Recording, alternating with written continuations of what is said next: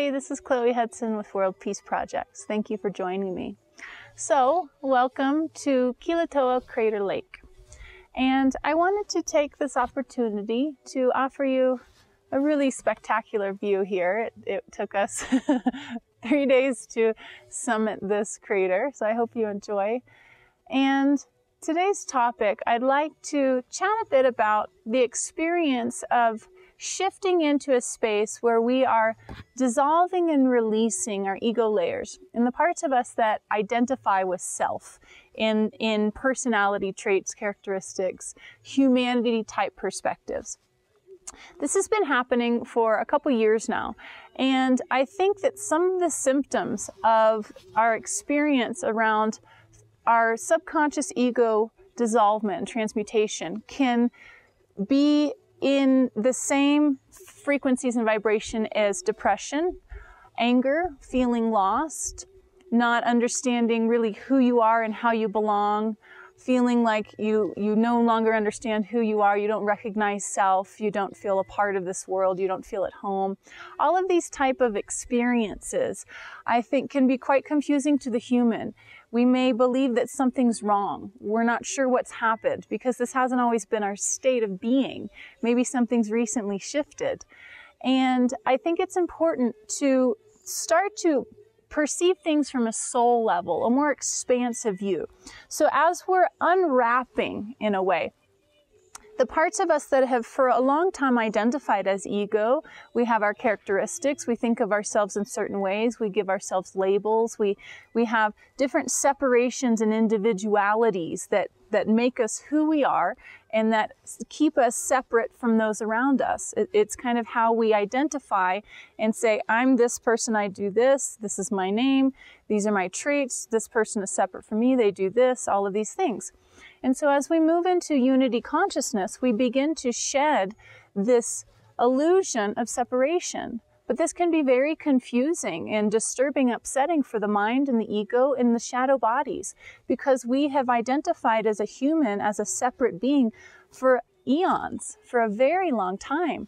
And now as we're releasing this and opening back into a space where we realize we are simply an expression of the all that is. And when we choose to move forward and engage in life, we invoke and accentuate that expression of Creator Source, or however you choose to term it.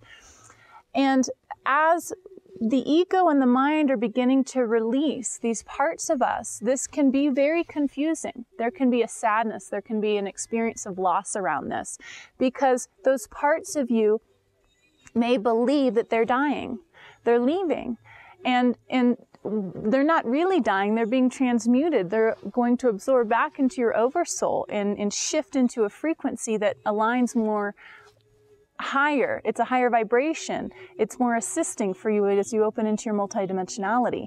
But these parts of you don't know that, because like all things that hold a lower resonant vibration than what is coming into being, cannot conceive, cannot perceive and understand what is expanding. Nothing can see beyond itself if it doesn't have the ability to surrender and open into a greater form of its expression.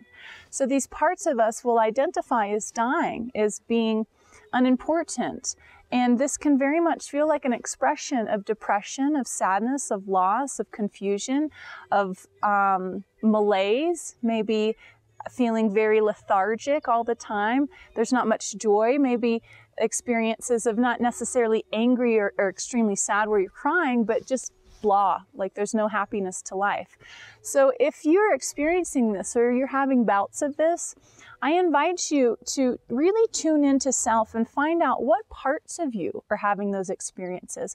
Is it more that it's the third dimensional, lower fourth dimensional aspects of your personality, your ego, and your mental belief systems that are releasing, and they're not necessarily aware of why they're releasing and how this is imperative for your entire being? And in that space of acknowledging and recognizing that it's okay that these parts are releasing, and you can embrace them and allow them to understand what a huge role they've played for a very long time.